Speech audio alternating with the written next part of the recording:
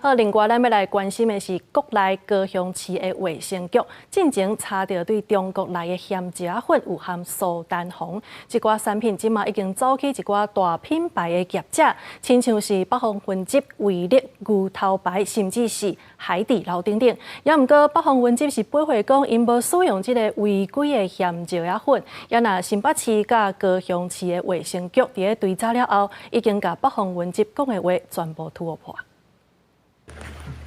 详细检查有效期限，而且甲一箱一箱的咸姜粉大封条。新北市卫生局去北方分局做稽查，发现讲，业者去年甲丁赞甲加工公司进货粗咸姜粉，已经全部制作过，加做韩式的鸭，还佫有烧辣酱，现场拢已经无库存。高雄市卫生局嘛，佫一再说明，3份进口报单显示北方分局确实是下样的名单之一。北方分局进前讲，无采购高雄市卫生局公布违规辣椒粉原料的讲法是随便空。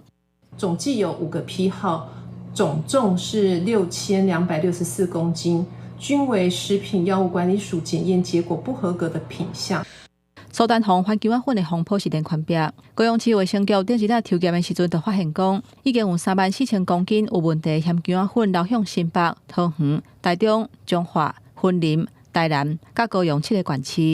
也若会有流向的，包括北方分局、威力、好地伊食品、甲海底捞等等。云林县接到通报了后做稽查，北港有咸姜行进货11500公斤，毋过全部拢无使用。也若台南的九峰生机有苏丹红的鸡心咸姜粉，是流向云林2间食品厂，计共有241公斤。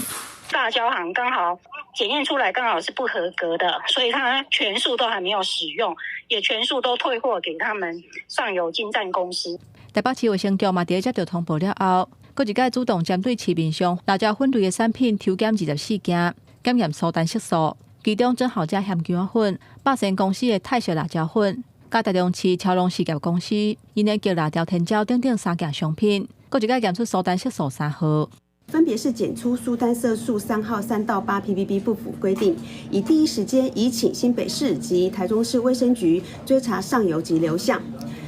并令贩售平台下架不合格产品。去由高雄市卫生局点名2届北方分局，是佫一届发声明表示，因接到卫生局的通知了后，就随配合高雄市卫生局的查核，而且主动扩大停止使用这个供应商的原料。记者综合报道。